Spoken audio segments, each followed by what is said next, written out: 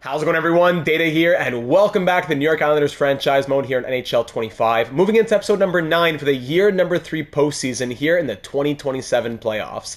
In the last one, it was a very strong second half of the season as we finished 54, 23, and 5 to win the Metropolitan Division and give us our first division title in 39 years, and also tie for the franchise record for most wins in a season with 54, as we ended second in the NHL with 113 points. We were scoring 3.5 goals for per game, which was one of our biggest concerns after the first half of the season. But hey, we finished third highest in goals for, which is a huge accomplishment. 2.78 goals against per game, which was third in the NHL, and a power play of 16.7, which again wasn't great, but it got better. And our penalty kill, actually, we can see from the main screen right here, our penalty kill was ranked at 21st in the league at 82.2%. Our power play was 13th at 16.7. And on top of that, we had some incredible point seasons, most notably from Matty Barzal, who led the way with 95 points. 30 goals and 65 assists from the franchise cornerstone. Matt Zuccarello was a huge acquisition for us. That instantly goes down in channel history as one of the greatest deadline acquisitions ever in franchise mode history on the channel. 10 goals, 20 assists, and 30 points in 20 games from Matt Zuccarello, who we picked up from the San Jose Sharks. He was a plus 17, one minor penalty. 3 of his 10 goals were game winners in those 20 games. 7 power play points while averaging just over 20 and a half minutes of ice time per night. So Matt Zuccarello was an incredible find, and I'm really proud of that pickup. Bo Horvat turned around in a huge way, 42 goals and 79 points from him after he had back-to-back 20-goal seasons, 42 from Big Bo. Cole Eiserman in his sophomore season had 72 points. Patrick Laine in his first season here on Long Island scored 34 goals and 68 points. Besser 65. The captain Brock Nelson at the age of 35 still able to put up 49. Fabian Lysell 48. Noah Dobson picked it up and ended up with 47. We want to see a lot from him. 90 overall, power play 1 quarterback. We want to see more, and he did do better in the second half. Saiplikov had a crazy second half, as I believe he scored 25 points in 41 games, which would have given him a 50-point pace. So in the end, 39-point season from Saiplikov, nothing too special, but 25 points in the second half at a 50-point pace. That would put him above Dobson, Lysell, and Nelson, so hopefully more of that to come from Saiplikov. Vince Dunn, 35, okay with a plus 36, that's definitely better. Porter Martone in his rookie season, 31 points. His ice time went down in a big way once we picked up Matt Zuccarello, so it's not a huge deal to see him not have big numbers, but his growth to an 83 overall is what we're most content with. Ryan Pulock, 28 points and a plus 29 from one of our bigger veterans, one of our longer-serving veterans, I should say. Kyle Palmieri, that veteran fourth line, 23 points from him, 21 from Anders Lee, and 16 and 66 from Casey Cizikas. Rasmus Sandin in his first season here on Long Island, 20 points in 68 games from him. Mayfield, 14 points and a plus 22, another veteran. Boldzuk, 13 and a plus 15. Arbor Jacki, 3 assists in 23 games. And for our goaltending, Ilya Sorokin, it was a 40-win season from him, going 40, 21, and 4. 5 shutouts, 910 save percentage, and 2.79 goals against average, as Fedotov backing him up went 14, 3, and 1. Great record. 914 save percentage and 2.54 goals against average. So that's the season that was, ladies and gentlemen. And now we find ourselves facing off against the Boston Bruins, another 50-plus win team. They had just one less win than us with 53. An incredibly strong, ridiculously strong, I should say, Atlantic Division, as we see 4 teams finishing with 53-plus wins. So imagine the Boston Bruins as a wild card team winning 53 games. And now here we are facing off against them in round 1. So it's not going to be an easy round 1 matchup, absolutely not, but we're excited for it. It's our first playoff berth in the GM data era. Year 1 was a miss, year 2 was a miss, now year 3 we make it in a big way with 54 wins, and we don't want to have that be all for naught. So yeah, it was good to just finally have a nice, successful season, especially a successful second half. Deals that worked out, line combinations that seemed to be working well enough. It really does the soul well. So here are the lines that we ended off the regular season with. Laine, Barzal, and Zuccarello with how well he's been doing with a plus 5 on the first line. Saiplikov has been playing second line minutes, as although it's a little bit over what he should be doing, Besser, Nelson, and Lysell has been a crazy third line. And of course, the veterans' fourth line, Lee and Palmieri with the rookie Porter Martone. And for the defense, Sandin's been playing top pair with Dobson, Dunn, Pulock, Boldzuk, Mayfield, and the goaltending we already know. For the power play, Noah Dobson as the power play 1 quarterback might have to change. As 8 power play points and, you know what, 10 power play points and 10 power play assists over the course of 2 seasons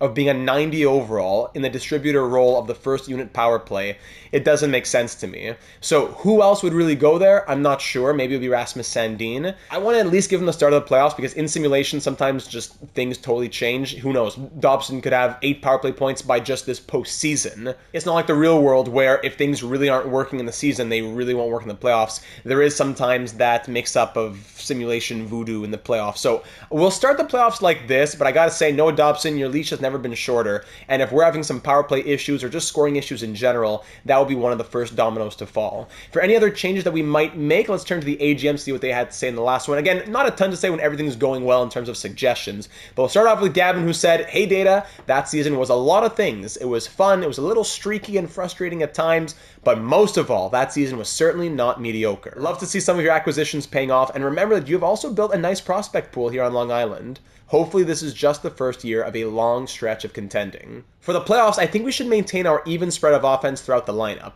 Boston, though, is very heavy in their offense, so maybe swapping around Barzal and Horvat would make sense as first and second line center to match a defensively responsible two-way forward in Horvat against Pastrnak and the Bruins' top line. Here's to hoping that EA behaves itself for just a little while longer, and we can bring some glory to one of the most oppressed fan bases in the NHL the past few years. My season MVP definitely goes to Matty, traded for Griffin Reinhart Barzal. Great episode, Data, and I'll see you in the playoffs. Go Isles. Thank you, Gavin. So I could definitely see that working out. Barzal, Horvat swapping if things start to not be clicking the same way, 100%. However, Barzal, 90-point season. Zuccarello, 30 points in 20 games. Horvat, finally scoring. So I don't think we'll change it just yet. But if we see not only a lack in scoring, but if we see just a total dominance by that Bruins top line of our first line, maybe getting Horvat and his 4.5-star defense more ice time against those Bruins players would be beneficial. And now just one more, we'll hop over to Ramathorn's comment that says, "Nicely done. Zuccarello was an interesting choice that paid off in a big way." And really did. We were thinking about Drake Batherson even much more than Zuccarello at the start of last episode, and then it came down to just the cost of the player. Unfortunate that the third line didn't maintain their pace, but Besser slotted in there nicely. Yes, it was previously Lysell, Nelson, and Martone. We crushed the Bruins a couple times right before the playoffs, but I get why you're not happy to be facing them, as their record shows that they're not pushovers, and Swayman seems to be clutch. All that being said, I'm certain they're not too happy to be facing a team that just smoked them a couple times as well. Pelech's villain arc, can't forget that, could be truly something to behold if the Bruins put together some shutouts in the series. As for MVP, Barzal got the points, but he was here last year, and it was kind of a tough year. But Laine, with the plus 36 and joint lead for game-winning goals with Bo, certainly made a huge difference to this team. Barzal also had a measly 0 or -2 plus-minus halfway through the year without Laine on his line, and now he's a plus 26, so it shows that Laine made the difference. Laine MVP for the season for making a noticeable difference, and Zuccarello MVP for the last 20 games. Honorable mentions, Bo for the goal scoring, Barzal for being the only guy to crack 90, and Nelson for putting up nearly 50 on the third line. That's true, Barzal scored 90 plus points. He had a 95-point season, not 90 as I previously mentioned. Ramathorn finishes by saying, "With any luck, you can navigate the EA voodoo and defeat Pelech." I wouldn't change the lines until it inevitably stops working, as Sorokin's gonna have like a 790 save percentage. Instilling an "if it ain't broke, don't fix it" attitude until it's broke. Thank you, Ramathorn. Well said. Great comments here. Other great comments as well, but just a couple of kind of gave a good little resume of the season that was. A little summarization of things. So no need to touch the lineup, but we got to keep in mind, especially with that potential Horvat swap to the top line, how strong Boston's top line is, with David Pastrnak leading the way for the Bruins. So their first line, Marchand at the age of 38 with Elias Lindholm and David Pastrnak, 96 overall. He scored 5 goals and 10 points in 7 games in the playoffs last year, 42 goals and 102 points this season. So David Pastrnak seems to be at the best that he's going to be. Coyle, Geeky, and Moore on the second line. Jamie Benn at the age of 37 with Zaka and Holmstrom, former Islander, on the third line. Bemstrom, Poitras, and Beecher on the fourth line. While on defense, top pair is Hampus Lindholm and Charlie McAvoy, 93 overall, who had a 57-point season. Okay. Second pair, Brendan Carlo and former Islander, one of our nemesis in a way, Adam Pelech, who did just squat with us here on Long Island. Our 2 seasons, a combined negative 33. In the playoffs, what am I saying in the playoffs? We never even made the playoffs. Combined negative 33 through his 2 seasons with us. And then we traded him to the Bruins, 20 points and a plus 12 for him. So there you go, Boston. And the third pair, Nikita Zadorov at an 84 with Alec Regula. Goaltending, it's 87 overall, Jeremy Swayman, who had a .914 save percentage on the season, 2.89 goals against average with 41 wins. But last year in the playoffs, if I look here in the playoff stats, yes. Last year in a 7-game series for the Bruins, he went 3-4 with an .899 save percentage and 3.5 goals against average. So maybe that's going to do something for us in this simulation. We'll see. Also, and he's backed up by Anton Forsberg, by the way. We can't forget that Ilya Sorokin is also a 90 overall goalie, and as it usually goes, the higher the overall, the worse the postseason performance. On top of the regular season performance, but definitely the postseason performance. Sorokin's a 91 overall in his career in the playoffs. In the real world, Sorokin has only had 14 postseason appearances, going 6-6 with a .919 save percentage and 2.83 goals against average. Most recently, 3 goals on 14 shots in the 2024 postseason. So, does that factor into anything in the simulation? I would say not at all. Swayman's performance in his 7-game series previously might factor in a bit. So all that to say, ladies and gentlemen, we are in for a great first-round matchup. No matter what a 50-plus win team is about to drop in the first round, we faced the Bruins twice in the last 3 games, beating them twice, 5-3 and 5-2, outscoring them 10-3. They are 5-5-0 in their last 10 games. We're 8-1-1. We have the momentum. We have the veteran power behind us. We want to get it done for Palmieri, Cizikas, Mayfield, Lee, and everybody in between. The pieces that we've brought in, the culture that we've built here on Long Island, let's get it done. Starting off at UBS Arena for Game 1, Round 1, Year 3. And as you can always see, if you're new to the channel, you might not know this, the video is always going to be a long one, between an hour 20 or even maybe an hour 45 plus. I always mix it up to keep people guessing. If the video does end up finishing early because we get eliminated and it's just a black screen for like 45 minutes, letting it run for a little bit would be very much appreciated. You can just leave it in the background, let it run. It would very much help the performance of the video, but I don't want the video to be shorter and it's spoiled. I'd rather have a bit less. I'd rather make $4 less on this video in the long run. Or what am I saying? 40 less cents, I should be saying, in the long run, and it's not spoiled for us. So that being said, ladies and gentlemen, sit back, relax, and let's get the postseason started for the first time in years on Long Island. First period of Game 1, 1-1 after 20. It's one of the veterans, Ryan Pulock, opening the scoring. 3 minutes and 8 seconds in front of the home fans, but then Trevor Moore, who was great in our Starfleet series in NHL 24, he scores against us. 1-1 after 20 shots, 12-9 in our favor. Power play to start the period. It's killed off by the Bruins. Let's run through the second period. It ends 2-1 Boston, and there he is, David Pastrnak, scoring the first goal of the only goal of the second period, I should say. Shots are 28-20 in our favor through 40 minutes, but we find ourselves down by 1 with no scoring through all 2 periods from any forward on our team. Let's go. We're looking at the top 6 especially. Laine, Barzal, let's get it done. Zuccarello, power play Islanders, killed off by the Bruins. That's where we need to capitalize, gentlemen. Halfway through this third period, shots are 38-23, and Lindholm makes it a 2-goal game. We get almost 40 shots on net here, and nothing can go through Swayman. 1 goal, 2 minutes in from Ryan Pulock, and that's it. As we outshoot the Bruins 39-28 and lose 4-1 in Game 1. Swayman makes 38 saves, and the first line comes through for the Bruins. That's what we were scared of. Oh my goodness. Oh my goodness. So after those 2 wins down the stretch, we lose 4-1. Outscoring them 10-5, we lose 4-1. Oh, we can't panic too much after Game 1, but what we noticed there was the power play doing nothing, and our even strength scoring doing nothing. So I can give these lines another game, but as we said, the leash is very short in a series like this against a team like the Bruins. We cannot let this go further than a couple game deficit. All right, so Game 2 at home to tie the series at 1 and make it a best of 5. That would go a very, very long way. Shake it off. Let's beat Jeremy Swayman this time. We studied him. We looked at him a little bit more closely. We watched a lot of tape the last 48 hours. Let's do it. First period, and it's 1-0 Bruins. Simon Holmstrom, the former Islander, making it 1-0 as we still outshoot the Bruins 16-9. And we have no scoring through 4 periods from our top 6. Thank you, Matt Zuccarello. The first goal of this series from a forward. It's 1-1 early in the second. Power play, and Vince Dunn on the power play. His first career postseason goal as an Islander. 2-1 halfway through this game. Power play Islanders again.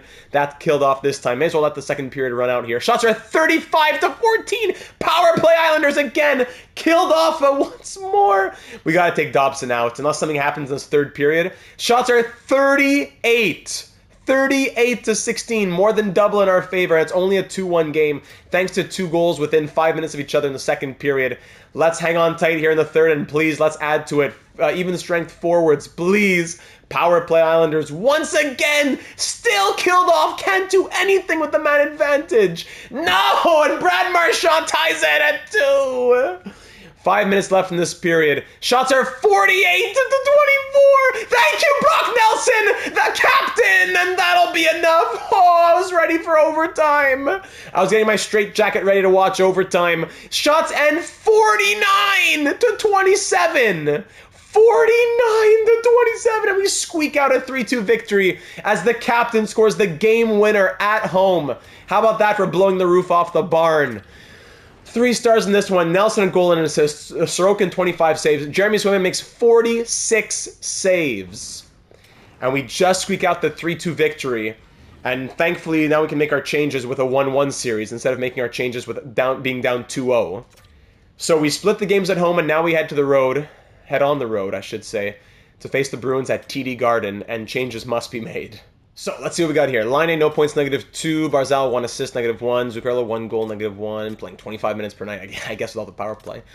Yzerman, 1 assist, -1. Horvat, no points, -1. Same for Cyplakov, same for Lysell. Goal and assist for Nelson. So, pretty much zeros and -1s in the bottom 6 there as well. On defense, Sandin, -6? No. Sandin and Dobson both -6. Dobson, his no movement clause kicks in July 1st. I'm ready for a blockbuster. Dobson, you are killing me. Dunn +2, Pollock +2, Boldzuk, Mayfield. So we're going to swap. Either Pollock comes up or Dunn comes up. I think both work. Dunn's been better offensively. Let's try Dunn, Dobson, Sandin, Pollock. That's how it's always supposed to be. In my experience, higher overall seems to be what you want to elevate in the postseason. Let's see if that does anything. Our final chances to Noah Dobson, but he's definitely off the power play. And even for the forwards, I wonder if that Barzal swap we were thinking about would make sense. Like if Horvat went center and Barzal came to the wing, that would also be interesting, but then who plays center? Besser coming up is also an idea. What if Besser comes up and Cyplakov moves down? It's not a great third line, but it's a better second line. Maybe Horvat plays with Zuccarello and Line A and Yzerman with Barzal and Besser. Let's try that. Okay? I don't want to go too crazy, but that's something. Dobson can swap with Dunn. Dunn will be the guy up here, sure. And on the second unit, I guess I'll keep Dobson here too. But Dobson's very close to being totally off the power play. I'm tired of him quarterbacking the first unit that has done nothing. Dunn will go here. Zuccarello, who was Mr. Power Play, is dried up. Line is supposed to be my finisher. He's dried up. No goals in 2 games. Is he at least taking shots? Is he at least taking some shots here? 7 shots in 2 games. How about Brock Nelson? Less ice time. 1 assist. Keep going to the wrong place always. And 12 shots. That's interesting. You know what? Let's swap Besser and Line A. So Dobson, Line A, and Besser, Dunn are the swaps on the power play units. Some swaps on the even strength, swaps with the defensive pairings. I think that's good to go. It's almost too many changes for my liking, but something had to be done after those, like a terrible game 1, and honestly, probably a lucky win in game 2. So here we are in Boston for game 3 of round number 1. This is a big game in terms of the momentum shift. First period, and it's 2-0 Islanders. Porter Martone down on the 4th line, his first career playoff goal, and Bo top 50 Horvat with the top line minutes gets a goal in that first period. Shots are 15-12 after, 15-12 after 20 with a 2-0 lead. Second period now, just when you're getting excited. You can't be happy more than 50 seconds here. Coyle, Holmstrom shorthanded. And Jamie Benn. I wish I could see which unit it was. Maybe I could. If I look at the goals at 11:57. Who was on the ice at that time at 11:57? Martone. Yzerman would have been here. That's our second unit, is it not? Noah Dobson, you're finished, man. So 3 goals against to now be down 3-2 after a 2-0 lead is blown. Shots 27-20 after 40. Once again outshooting the Bruins. Power play Boston now. Here they come. Hold on, power play for us the other way. Killed off, nothing for either team. And it's a 3-2 deficit for us into the final 10 minutes of this third period. Outshooting the Bruins by 10 plus once again. Can we have late game heroics once more into the final minute? Power play late! And nothing. Shots end 44-29. And the scoring is non-existent. Totally non-existent. 3-2 loss as we mustered 2 goals. We mustered 2 goals again against Jeremy Swayman, getting almost 50 shots a night. And we mustered 2 goals now down in the series 2-1. Oh my goodness. Line A, 1 assist, -3.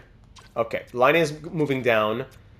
Does Yzerman move up or does Besser move up? Besser... Not too much. Okay, Yzerman will move up then. Yzerman, Horvat, Zuccarello, Line, Barzal, Besser. Playmaker with just those 2 snipers right there. -2, -2, -2 on the 3rd line. They have not done anything. So the veterans are maybe going to come up. Let's call up the veterans. Palmieri's going to move up. Cyplekov's going to move down.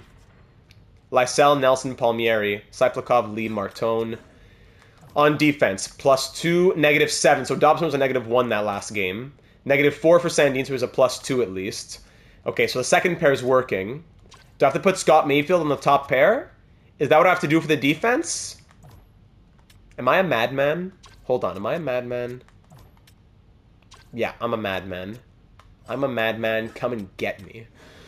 And Sorokin, 903 save percentage, not horrible. On the power play, second unit, Dobson out, and Sandin in. That's it. Goodbye, Noah Dobson. Playing his last games as an Islander out here. Absolutely incredible. Martone, did he score a power play goal? Was it? No, it was not. It was an even strength goal. So maybe Martone comes off the power play. We need just more, I don't know, stability. I don't know what the word would be. Let's put Palmieri there too. Palmieri's getting a big bump.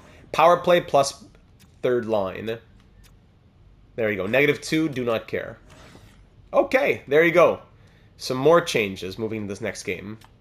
Here we go for game 4. We either go down 3-1 and have to win 3 in a row, or we tie the series up at 2, make it a best of 3, and we have 2 out of the next 3 games coming at home. At TD Garden for game 4 of round 1. So many shots on net, that's not the issue. But just, I don't know if it's not being clinical or what. I'm changing up the lines with so much offense. It's just that it needs time to go through, or is it that actual change needs to be made? It's a hard call, but I've made it. First period, 2-0 Islanders. Okay, and there we go! Rasmus Sandin, welcome to the power play! Power play goal from Sandin, and Martone, who came off the power play, found his way back on, maybe filling in for someone who took a penalty. 2 power play goals in that period, and we lead 2-0 after 20. Just like last game, so let's not allow 3 this time. We allow 1. David Pastrnak hasn't scored since game 1. There's a goal for him here in game 4. Shots are 26-21 in our favor. Always in the lead, but it is a slim 1-goal margin. 3rd period action here in Boston, and Brad Marchand's going to tie it. There you go. Power play Islanders, 5-on-3, please, gentlemen. Totally killed off. There goes us 5-on-3, and Beecher's going to score after with momentum back for them. We squander a 5-on-3 and a 2-0 lead in back-to-back games. Back-to-back games of squandering a 2-0 lead. Speechless. No, because either this next and Cole Yzerman injured foot. Either things are about to go very well or very bad. Because losing is one thing, but don't tell me that we're going to squander 2-0 leads and then we're going to get 50 shots on net and have no clinical finishing whatsoever. So Besser's coming up. Palmieri's coming up. Let's go crazy. Martone, who's been scoring a couple goals now, he's coming up. And Casey Cizikas, the veteran, back in this lineup. Let me just fix up a couple more things. Martone will go back on the second unit power play, as he scored a power play goal last game. Why not? Let's throw him back instead of Cizikas being there. And I have nothing else to say. I have nothing else to say. No speech. To be down 3-1, no speech. No speech. Here we go. Game 5. Down 3-1. Game 5. Back at home. Home ice. Either we're going to win this game and start actually caring a bit more, or my care is down to 0. We're going to lose this game, have 0 passion, and make some more off-season moves. First period, 2-2. Oof, Pastrnak power play. Dunn and Cizikas. Can it be that only these random depth players, that only Cizikas, Martone, Dunn, and Pulock will score goals, but Laine, Yzerman, Besser, they won't score at all. No problem. Coyle scores late, 2-2 after 20. Third period, 3-2, Jamie Benn. And here's the last period of the season. Brock Besser, his first goal. Thank you for showing up. 5-on-3 power play again goes nowhere. Power play Bruins killed off at least. And we still lead in the shots halfway through this period. Brock Boeser scores his second of the period to now put us ahead from down 3-2 to up 4-3 before Zacha ties at 4-4 game. 5 minutes to go with shots 32 to 27. Don't tell me we got to see overtime, and we got to see the embarrassment that is EA overtime. Shots 33 to 30 in our favor, and we're off to overtime. Overtime here at the UBS Arena. A goal for us pushes this series to 6 and is our first win of what will need to be 3 in a row. A goal for the Bruins sends us packing. Defensive zone draw, Barzal wins it back. Sandin up to Laine. Let's go, Laine. Now's a great time to score a goal. Laine across to Palmieri. There's the veteran. Palmieri on net from a short angle. That stopped. Geeky now up to Coyle. A little 1-on-2. Coyle against Sandin. Over to Geeky. Glove save Sorokin. Okay, so I put the sliders up for the shooting. I also changed the camera to dynamic medium instead of classic, which I believe is what it always was in NHL 24. So dynamic medium is back. Nelson wins that face-off back to Sandin. Up to Nelson. Here comes the third line. Fabian Lysell. Now's a great time to score, Fabian. To the point. Pollock! That's going to be stopped as he has a clear line to the net. Lysell poked away. Sandin scores! Rasmus Sandin! Oh, the Islanders have life. We push Game 6. We'll see you back for 7, Long Island fans. We'll see you back for 7. Rasmus Sandin, thank you very much. And that's a celebration. Okay, great. I'd like to see a replay of the goal, though. As I'm now watching just empty ice. Okay. And why? No, sorry. That was too much for me to ask. Sorry. I'll do it myself. So Lysell has it poked away. Sandin picks it up. Has a nice path. Good look. Goalie screened. Top shelf. Beauty. Shots end 36-31. Another game in which we lead the shots. And we squeak out a 5-4 win in overtime. As I believe is, yeah, Rasmus Sandin leading the team in points down there in the bottom right with 5 points in 5 games. That's what it's come to now. That is what it's come to. I think he's working on the second pair, though. Let me see the plus minuses again on defense. So Dunn at a 0. Mayfield at a -2. Sandin -2. It's gotten better. Pollock +6. So they seem to be doing well, but I'll bump them up. -8 for Dobson. I'm going to take Dobson out of the lineup entirely. Would that be crazy? What else is he doing out here? What else is he doing out here? If I look at... Yeah, actually, give me game logs. Round 1... Okay, that's how they list it. Interesting. So -4, -2, -1. Even plus minus -1. Between 1 and 3 shots per game. And no hits the last 2 games. And 4 blocked shots. No hits, 4 blocked shots the last 2 games. And the regular season, what was he doing? Similar things? At least 1 of each. Sometimes between 3 and 5, 3 and 6 of each. Maybe not of each, but of one or the other. And in the playoffs, it's either 0 or 2. He's never gotten... In game 1, he had 3 and 2. Every other game is either 0 hits or 0 blocks. Is it crazy to take out Noah Dobson right now? I think it is, but I'm at that point where I'm doing crazy things. Arbor Jack Guy, welcome to the team. I'm at the point where I'm doing crazy things. And Rasmus Sandin will pretty much fill in everywhere on the power play. Like 4-man power play 1, that's now going to be Sandin. And my bad, Cizikas should not be there. Actually, but I don't know, Cizikas, 1 game, 1 goal. Why not? Cizikas can stay there. Okay, there we go. Boeser scored twice. That was great. Horvat, 1 goal, 1 assist, -1. So after we thought promoting him was a good thing, it just doesn't seem to be the case. Barzal's going to come back to first-line center. Boeser, Barzal, Zuccarello. Laine, Horvat, Palmieri. Laine, 1 assist, -2 in 5 games, playing 19-18 of ice time per night. Palmieri, 2 assists, -2. Lysell, 1 assist, -3. Nelson, a goal and 3 assists, -3. Martone, 2 goals. Andersley, 2 assists, as he just had that goal. Okay, so Laine is going to move down, and I'm going to go... Yeah, you know what? We're at that point going crazy. We're going crazy. Nelson, Horvat, Palmieri on the first line. Lee at center. Lee, Martone... No, Martone, Lee, Laine. Lysell, Cizikas, Cyplakov. And defense will stay the same for the time being, with Jack Eye joining the third pair. Dunn, Mayfield on the second pair. Yes, that's going to continue to be the same. Sorokin's been fine. I know, okay, not great, but all things considered in the playoffs where it's a smaller sample size, so the numbers get a lot wonkier, a lot faster. 3 goals against per game is not going to be what sinks us. It's going to be our lack of scoring and our ridiculous plus minuses. So Noah Dobson being given a message in this game, a healthy scratch. Now time for game 6 against the .937 save percentage Jeremy Swayman. You know, credit where credit is due. He's doing very well. But it doesn't make sense that, you know, as we always say, the scoring drying up for some players makes sense. But don't tell me that my top 5 scorers, who are all whatever, point per game plus or 0.8 points per game, are going to get 1 in 5, 2 in 6, whatever else the junk might be. Now, Cole Yzerman has an injured foot. It's a playable injury. He's back in 3 days. Is it worth bringing him back to bring him down 9 speed, acceleration, agility, balance, deking? But his shooting is still there.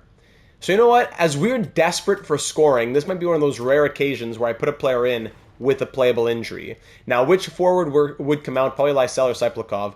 1 assist, -3 for Lysell. 2 assists, -3 for Cyplakov. All right, so Lysell, you're the odd man out. Cole Yzerman's going to come in. Actually, hold on. So Yzerman in for Cizikas, and then Cizikas in for Lysell. That would be what we do. It's a playable injury, so maybe I should keep him on the 4th line, but again, I need those shooting attributes. Martone scored twice. I like that. Who can play center? 68, Laine 65, and Yzerman can't play center either, right? So none of those guys can play center. Nelson would have to go back to center. Maybe I should go a little less crazy. Nelson back to center. Yzerman back here. Maybe even Martone goes up? No. Maybe Palmieri there. Why is Laine a right-wing center? 65 faceoffs. Yzerman, Horvat, Martone on the 2nd line. Palmieri, Nelson, Laine on the 3rd. Lee, Cizikas, Cyplakov on the 4th? Let's try it out. And on the power play, you know what? Martone just scored on the power play. So Yzerman, maybe limit the ice time a little bit. 1 assist in 4 games, -2 as well. It's not like he's going to be coming and doing great things with what he's been showing us here in his first career postseason. Looking for his first career postseason goal as well. All right. Game 6 here at TD Garden. Win or go home. I wish I had more to say, but I'm going to stop talking. Just let the players do the talking for me. All right. There could be some crazy offseason thoughts here, Dobson and everything, but let's think about that if the time comes. If we make it to round 2, Dobson will come back in the lineup. First shot goes in. Arts Harper, Jack Guy. Bye-bye, Noah Dobson. All right, first period ends 1-0. So I'm thinking about Dobson. Forget Dobson. Jack Guy comes here, and he can score a goal. Thank you, Arbor. A little bit of passion in the lineup. Shots tied at 8. It's 1-0 after 20. Let's go top 6, top 9, forwards, even strength, anything. Second period, 2-1. Zaka scores to tie it, but then Kyle Palmieri, 6 seconds later, the veteran, in front of the net, somehow from center ice to the right in front of the net within 6 seconds, and Kyle Palmieri puts us back ahead. Shots are 19-14, and we lead 1-0 thanks to a big goal from the veteran. Kyle Palmieri knows how much he wants it, and Martone gets his 3rd goal of this postseason. There's a rare instance of a rookie coming through. 2-goal lead with 10 minutes to go. Outshooting by 10 plus as always. Extended Bruins power plays finally killed off. Horvat adds a power play goal. Then a 5th from Brock Besser. This is the Islanders team we want to see. Shots end 35-20. That is Islanders hockey. That is 2026-27 Islanders hockey. Where has it been? 3 third-period goals. Horvat a goal and an assist. Palmieri a goal and no assist for second-star honors. And Sorokin 19 saves on 20 shots as we win 5-1 to force Game 7. You know what? Even if we lose Game 7, that was a solid push. I'll give them that.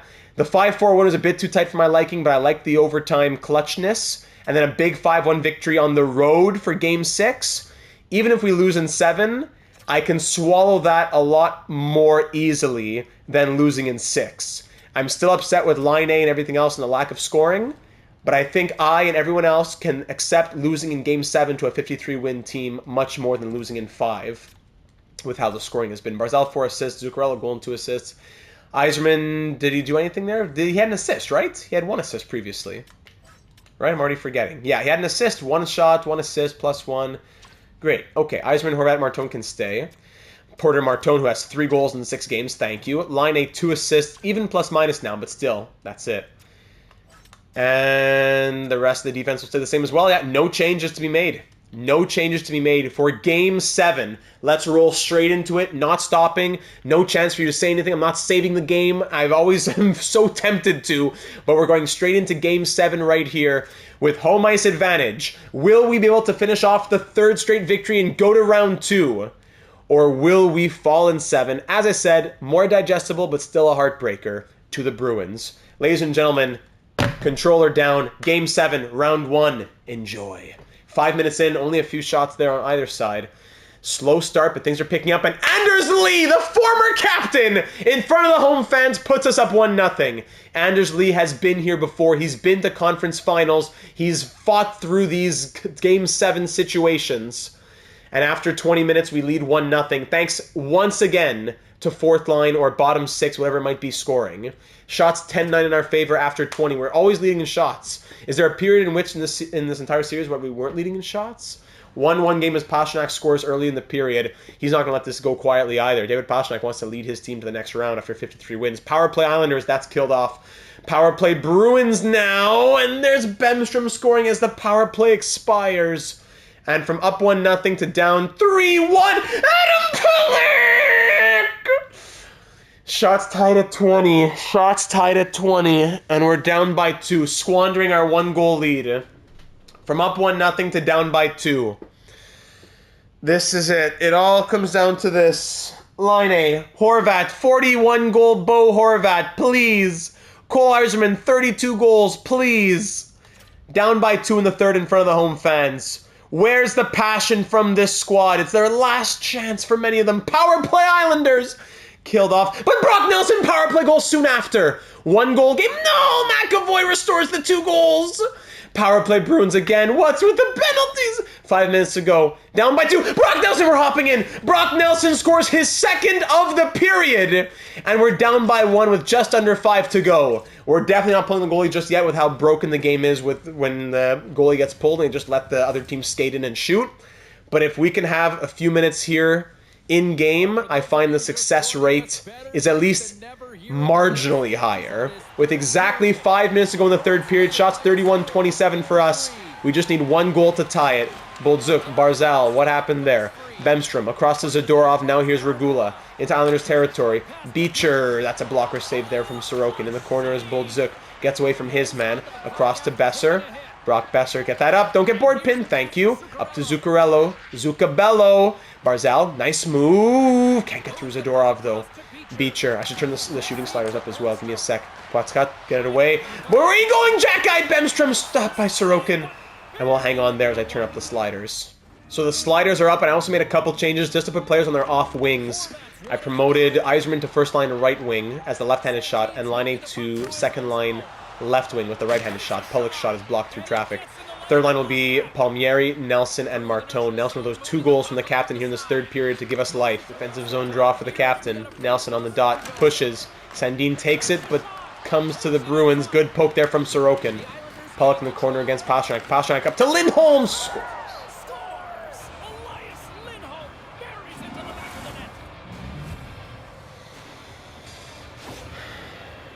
And just like that, down by 2 again. Down by 2 again with just over 3 minutes to go. Marchand get another. Alright, at least that one gets removed from the crease. We can't afford another. Pelech. Carlo. Glove save Sorokin. Nice. Not even just a path. How about an absolute highway? A 4-lane highway from Carlo to Sorokin. And there's a little help from your friends right there from off the wing coming up. Are you seeing this? Are you seeing this?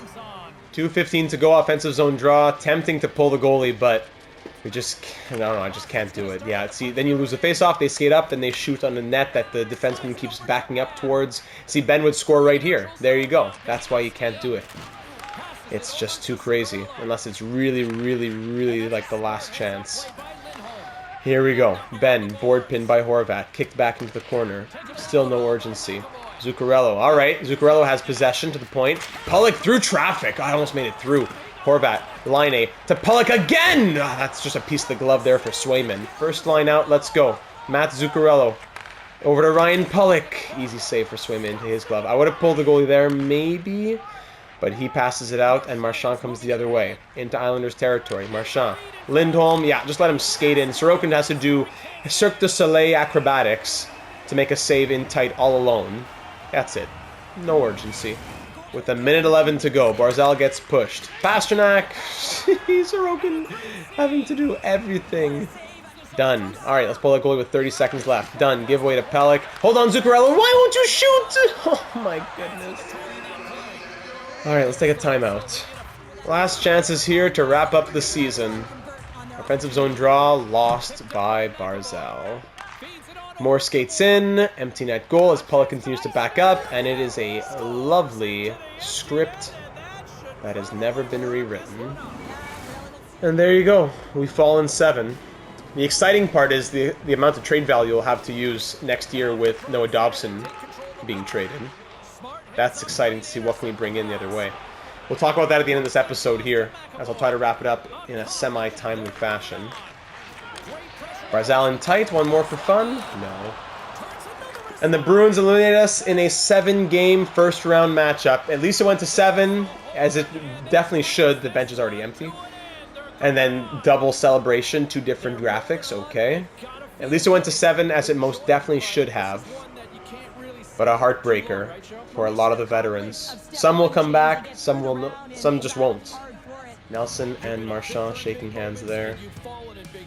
Sorokin and Swayman. And there you have it. Year 1, we win 54 games and make the playoffs, but lose in 7. Thanks to 0 goals from Patrick Laine, 0 goals from Matt Barzal, 1 goal from Bo Horvat. Let's just recap the numbers so we can just get on with it. Let's just get on with it. 7 points in 7 games from Nelson. -8 from Rasmus Sandin, so that fell off a cliff. Brock Besser, 3 goals, 4 points. So we had no players with even 5 or 6 points, aside from our 2 point per game. So we had Sandin, a defenseman, and Nelson, our third-line center, who with 16, 18 of ice time, point per game. Everybody else, 4 or less. Horvat had 2 goals, excuse me. Besser, 4, Zuccarello, 4, Palmieri, 4, Barzal, 4, Laine, 4 assists. Martone, 3 goals. Dunn, 3 points. Lee, 3 points. Cizikas, 2 and 3. Pollock, 2. Yzerman, 2 assists, -2. Saiplikov, 2 assists, -4. Jack-Eye, 1 goal, +3. Lysell, 1 assist, -3. Dobson, no points, -8. Mayfield, no points, -2. And Boldzuk, a +2. Sorokin, 895 save percentage, 3.01 goals against average. While over on the Bruins, Jeremy Swayman ends up having a 925 save percentage. And Pastrnak, 10 points. Lindholm, 8 points. Holmstrom, of course, 5 points. And just to laugh in our faces, Adam Pelech, 1 goal and a +1. So help me if they win the Stanley Cup, though. Pelech cannot win the Stanley Cup. Beating us is one thing, but so help me. That's it for now. Do we do off-season focuses? Not even. We'll do that once we get to the draft. But until then, nothing to do. That's it. Maybe the team stats one last thing. Again, I'm glad it was in 7, but a disappointment to lose. As in the end, the Bruins scored .29 goals for more, and we allowed .2 goals against more, exactly. They were only 1 for 13 on the power play. We were 5 for 30, at least there was that. But again, missing 25 power plays? Man. Meanwhile, our penalty kill was 92.3 as well. The reverse of that, right? 83.3 for them. I'll just stop talking. Let's sim to the draft. I'll fix up the scouting on our way there, and we'll start thinking about our off-season plan, as there's a lot to be excited for. I think this team can run it back next season, but changes will have to be made. Those last little tweaks will be made, and I think next season is a year in which we can really say that we'll have expectations of an Eastern Conference Final or further. So until then, we'll sim to the draft and see what happens for the 2027 postseason. And the New York Rangers are your 2027 Stanley Cup champions, beating the Blues in the Stanley Cup Final. I'm not sure how many games it went. Let's start breaking it all down, look at the awards and all that before we get our last little touches for the draft class. So the Boston Bruins ended up losing in 6 games to the Rangers in round 2. The Rangers went on to beat the Leafs, then beat the Blues in 6. So we lost the team who lost to the Stanley Cup champions. And they themselves, where did they finish? The Rangers were the 12 seed. Wow, 42, 30, and 10. And they beat the Bruins, who beat us, and go on to win the Cup. So good for them, I suppose. Our rivals, though, here in the state of New York. So the Rangers win the Cup here in 2027. President's Trophy going to the Panthers in back-to-back years. Blues and Rangers in the Stanley Cup Final. Individual awards, JT Miller wins the Art Ross, also winning the Hart Memorial, of course. James Norris going to Quinn Hughes, so Vancouver sweeping some of those major awards. Lady Byng to Mitch Marner. Calder Trophy goes to Caden Lindstrom. Conn Smythe to Chris Kreider. Wow. Vezina to Spencer Knight. Okay, Jennings also tonight. Then Masterton to Lyubushkin. Jack Adams to the coach of the Ducks. Selke to Rob Thomas. Lindsay to JT Miller. And Maurice Richard to Austin Matthews. Down in the AHL, anything for us? No. I'll put the last touches on the scouting reports, and then we'll get up to the draft. Moving towards the draft now. Winnipeg wins the draft lottery, jumping from 10 to 1. That's huge for the Jets. Central scouting, player retirement. Who's calling it a career here in 2027? Oh, Cal Clutterbuck. We couldn't get him in. Alex Ovechkin also retiring there with the Penguins. 1,757 points for the 954 goal scorer. Retiring with 1 year with Sid and the Penguins. Retiring after 1 year with Sid and the Penguins. How about that to end off the story? At 41 years of age, Alex Ovechkin calling it a career. Brent Burns, Mark Giordano at the age of 43. Of course, they'll Cal Clutterbuck, Brendan Gallagher, and no one else there for us. For the goalies, Halak, who we had in year 1, Ranta, Dell, Enroth, and Corot.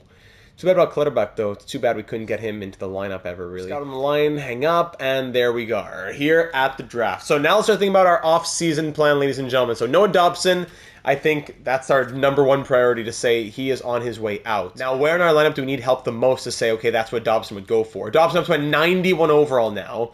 Great, his value's never been higher. What a joke. And wherever he goes, he'll be a 70-point scorer. But here he is as a 91 overall doing nothing for us. So sorting by modifications. Zuccarello's at an 89. Imagine being able to keep Zuccarello, but I doubt we could pay him. Eisman's also at an 89. Dobson, like we said, 91. Martone, 83. Line 87. Nelson down to an 84. Barzal up to a 91.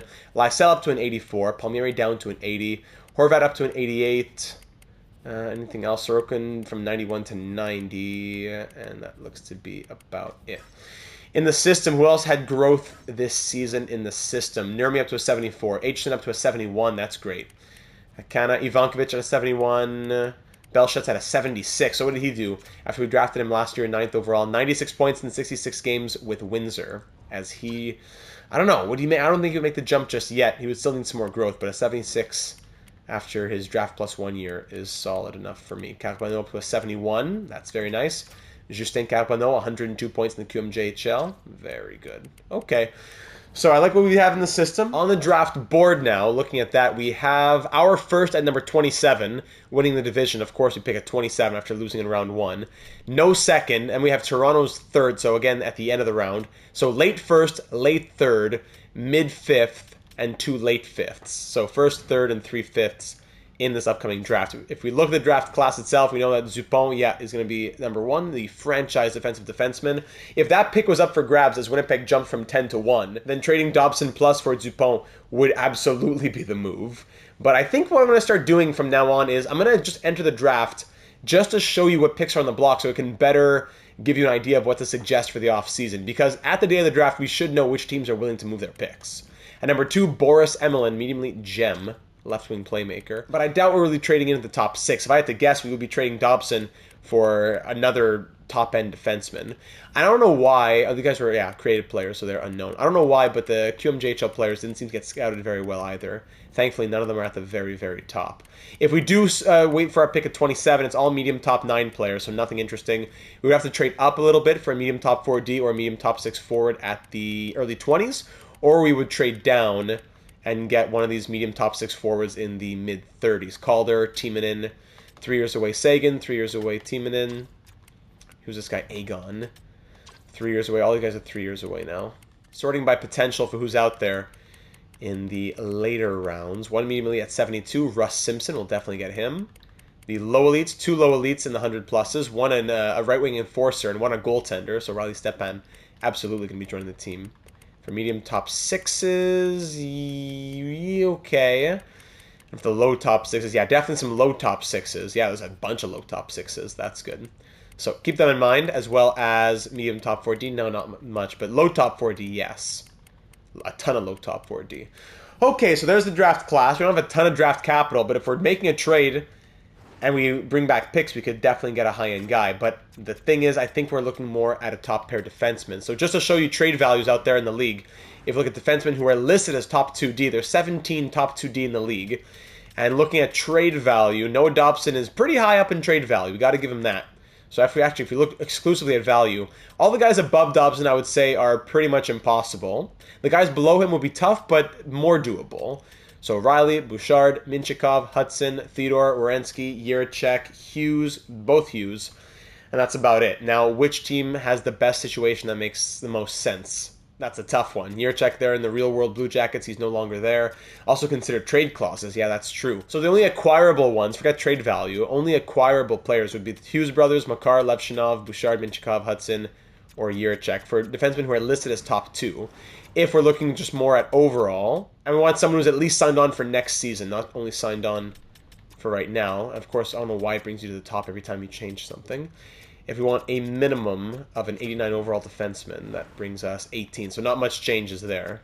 And with no clause, let's see, Morrissey would be open to coming to the Islanders, and Letang would not be. No, so Letang wouldn't be. So Josh Morrissey's one of them at the age of 32, though. Then Hughes, Levchinov, Dobson, Bouchard, Minchikov, Hudson, Yurchek, Sandin, Palika. Really, Axel Sandin, Palika. Maybe the Red Wings have an excess of blue line talent on the right side especially.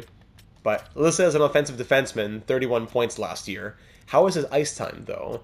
Yeah, ice time was pretty solid. So, I don't know. Maybe they want to make a switch. What about Yurchek's production? Nothing too crazy either. About a 30-point guy. Played big minutes for Columbus here. So, nothing really impresses me, I have to say, in terms of what we even could acquire.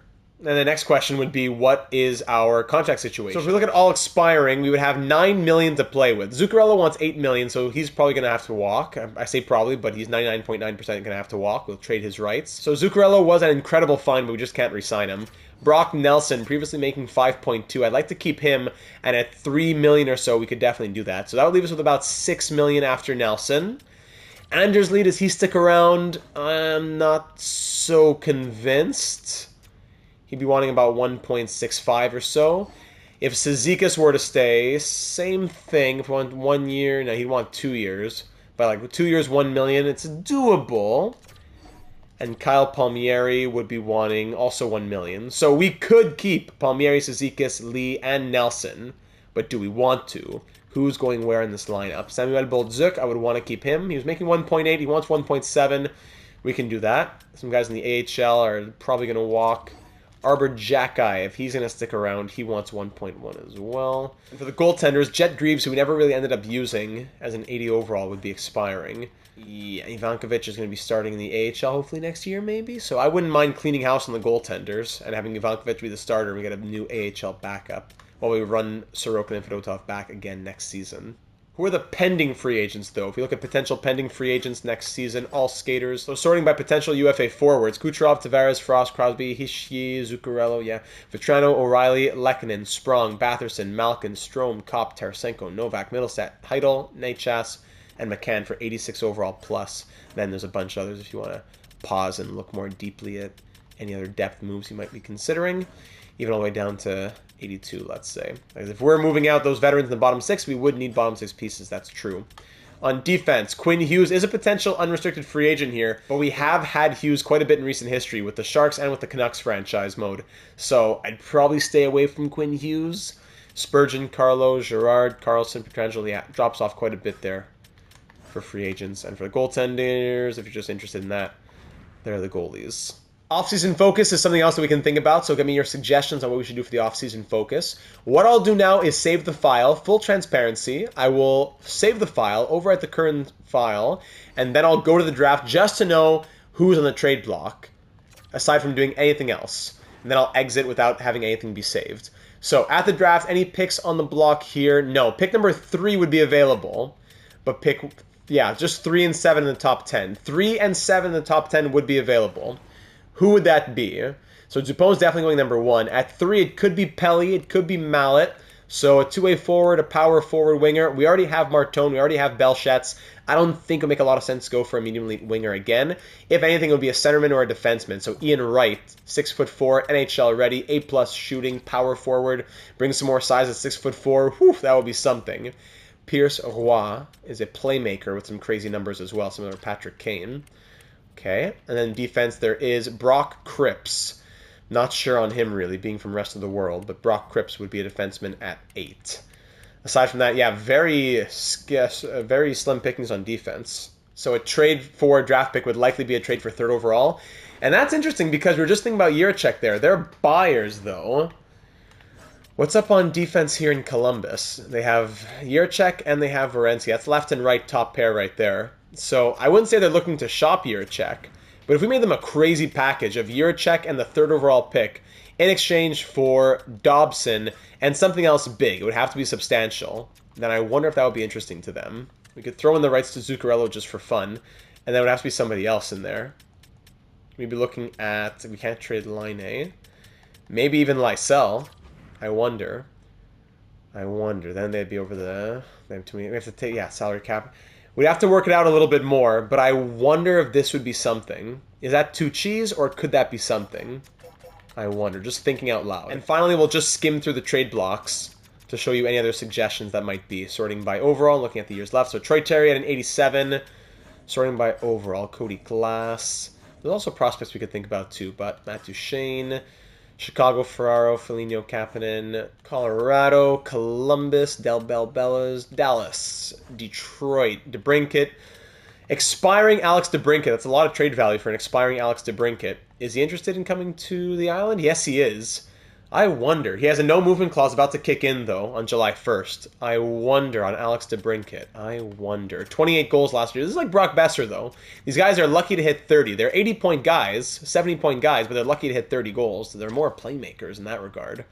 Kopp, Rasmussen, crazy trade value. There you go. Edmonton, nobody. Florida, not much. LA Kings, not much. Oh, nobody, actually. Minnesota. Montreal, Nyquist is there at 37.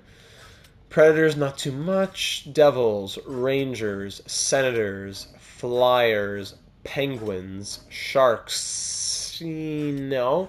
Kraken have Marchman on the block. Okay, Yamamoto. Blues, no one. Lightning, Maple Leafs, Utah. They have this guy, Hermanson. Who's this guy? Elton Hermanson. Sniper, 6th overall pick in 2026. 12 points in 51 games in the SHL. Only 3-star shooting. I don't know about Hermanson.